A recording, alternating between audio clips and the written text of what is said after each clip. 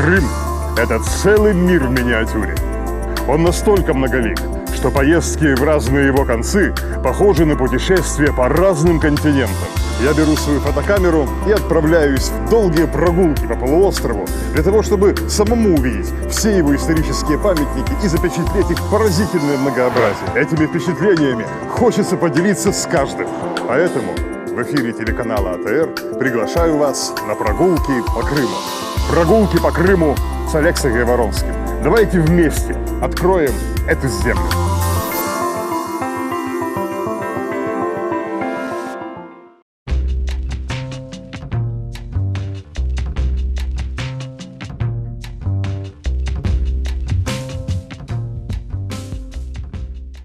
В нашей прошлой прогулке по Бахчисарайскому дворцу мы посетили зал заседаний Дивана, то есть Государственного совета Крымского ханства. Если пройти через него далее, мы выйдем в тихий дворик с колоннами и фонтанами.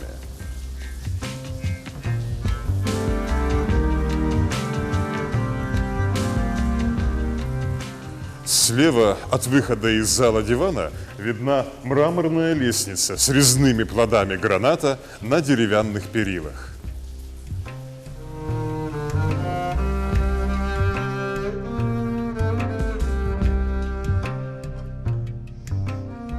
Эта лестница ведет в светлое помещение, которое принято называть летней беседкой.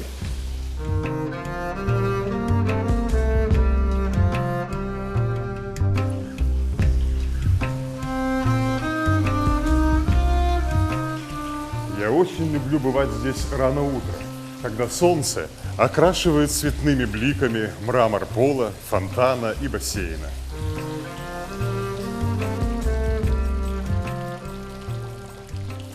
Журчание воды, обилие света и воздуха делают ее, как мне кажется, одним из красивейших уголков Хансарая. В ханское время многие помещения дворца тоже были украшены цветными витражами и комнатными фонтанами. Правда, вот именно эта беседка тогда выглядела иначе. Витражи и перегородки между колоннами появились в ней уже в российскую эпоху, а изначально она была открытой и составляла одно целое с садом, что виднеется за ее окнами.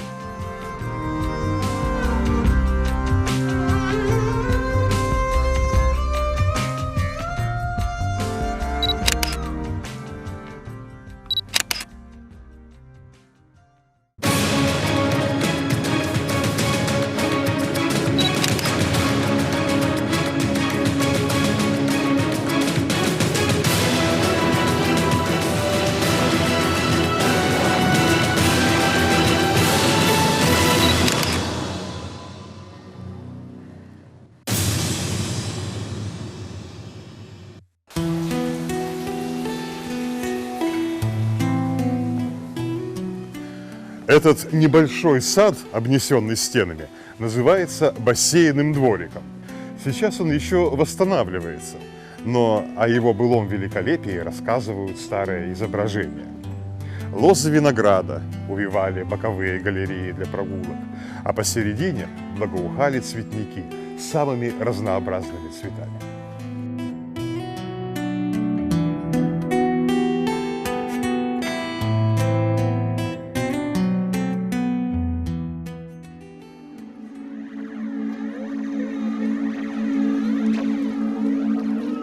Вода из мраморного фонтана у стены струилась по замысловатому резному каскаду в декоративный бассейн под навесом.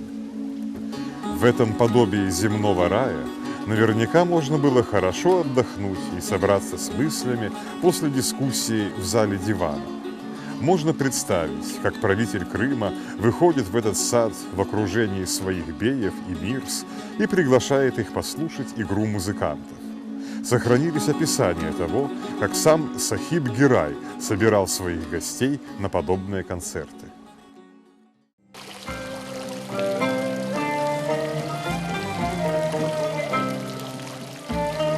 Музыка, которая исполнялась на них, порою была рождена здесь же, в стенах Хансарая. Например, мелодия, которая звучит сейчас, написана выдающимся крымско-татарским композитором XVI столетия Газаи. Войдя под таким псевдонимом в историю искусств, в политической истории Крыма и Европы этот человек более известен как Гази II Герай-хан.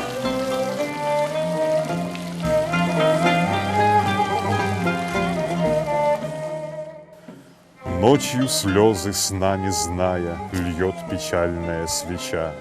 От страдания разгораясь, тает плавная свеча. Утром, с грустью понимая, что желания не сбылись, от печали убывая, сникла талая свеча. То разлуки, то свидания вспоминая Газаи, то рыдает, то сияет сострадальная свеча. Эти стихи тоже принадлежат его перу. Причем Газаи был не единственным талантом в своем роду. Помимо него известен целый ряд ханов-поэтов. Они чаще всего писали под псевдонимами. Так, под именем Резми любители изящной словесности узнавали хана Бахадыра Герая.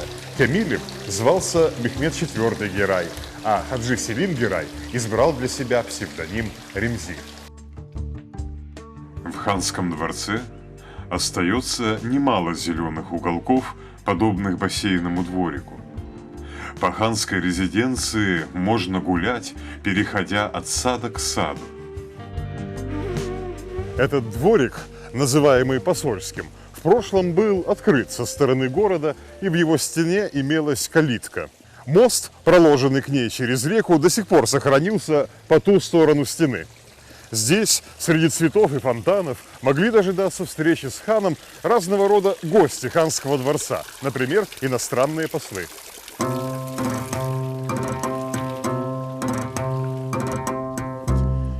Из посольского дворика мы проходим в гаремный. Здесь тоже был устроен сад, где до сих пор можно видеть старинный квадратный бассейн с фонтаном посередине. Это последнее, что осталось от банных зданий, располагавшихся когда-то здесь поблизости. А напротив гаремного корпуса были устроены аллеи, увитые виноградом.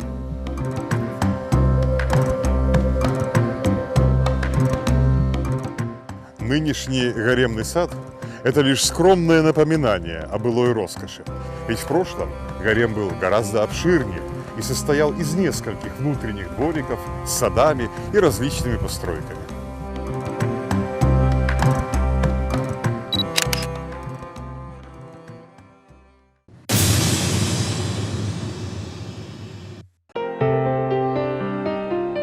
Как мы уже говорили во время одной из прежних прогулок, центральная Дворцовая площадь изначально не была засажена ни деревьями, ни цветами.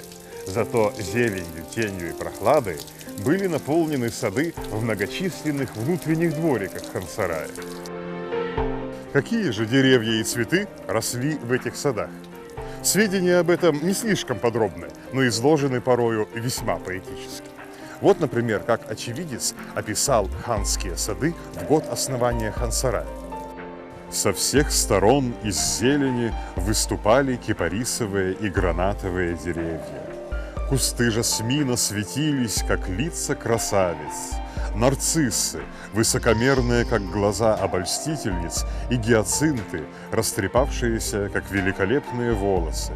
С ними сливались стенания соловья. Тюльпан бил себя в грудь, жалуясь, что оторван от своих друзей в долине. Кто знает, возможно, именно бахчисарайские дворцовые сады и вдохновили знаменитого Газаи на создание его известного стихотворного произведения под названием «Гуль ве бульбюль», то есть «Роза и соловей».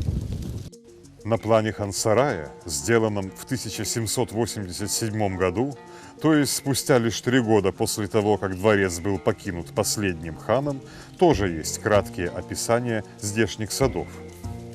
Ровные ряды деревьев к югу от дворца обозначены так: сад на склоне Меловой горы, где живописно растут фруктовые деревья, а в тени фиалки под висящими лозами манящего винограда.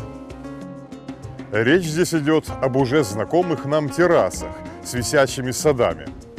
Путешественники более позднего времени добавляли, что нижняя терраса действительно была засажена виноградными лозами, а верхняя – фруктовыми деревьями и, среди прочего, грушами редчайших сортов и изумительного вкуса.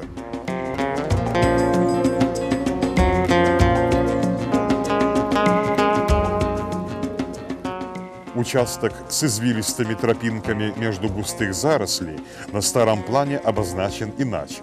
Лесной сад, где и сейчас можно найти зайцев, кроликов и ягнят.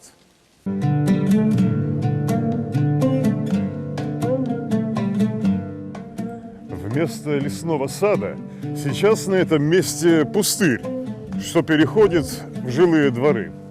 Досаднее всего, что вместе с садом погибло также и загадочное сооружение, которое стояло неподалеку от его ограды.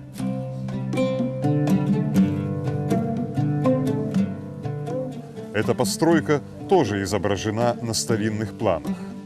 Подобно летней беседке, она стоит внутри огороженного дворика и окружена рядами деревьев, фонтанами и клумбами сложной формы.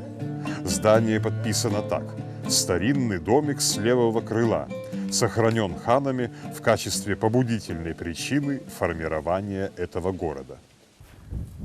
Постройка располагалась примерно там, где сейчас мы видим эти новые жилые здания.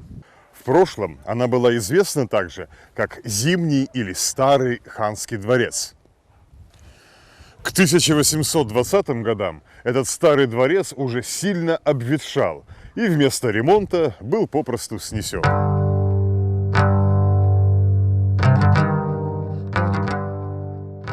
Из всех сооружений старого дворца еще долго сохранялась беседка с фонтаном внутри.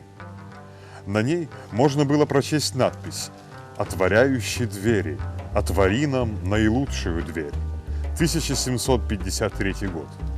Но в советское время снесли и ее. Что же это было за здание? Почему оно считалось родоначальником города? И почему ханы так берегли его? Я думаю, ответ может дать история строительства Бахчисарая Сахибом Гераем. Ведь в самом начале, еще до того, как возвести капитальные стены ханской мечети и бани Сары-Гузель, хан соорудил тут именно беседку.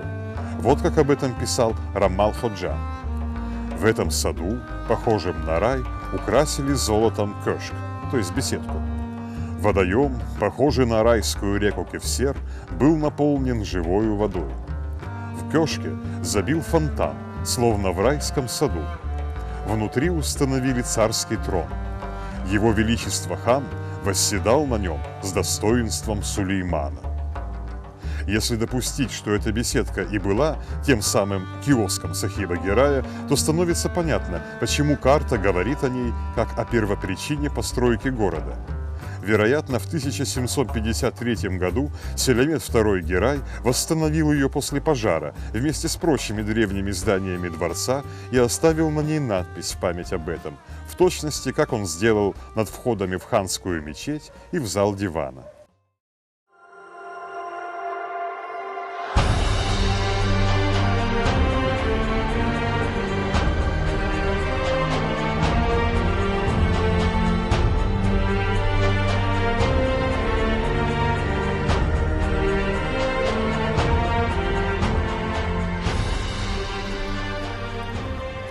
Как известно, само слово Бахчисарай в переводе обозначает «садовый дворец». Ханская столица была построена на месте прекрасных садов и во многом унаследовала их красоту и уют.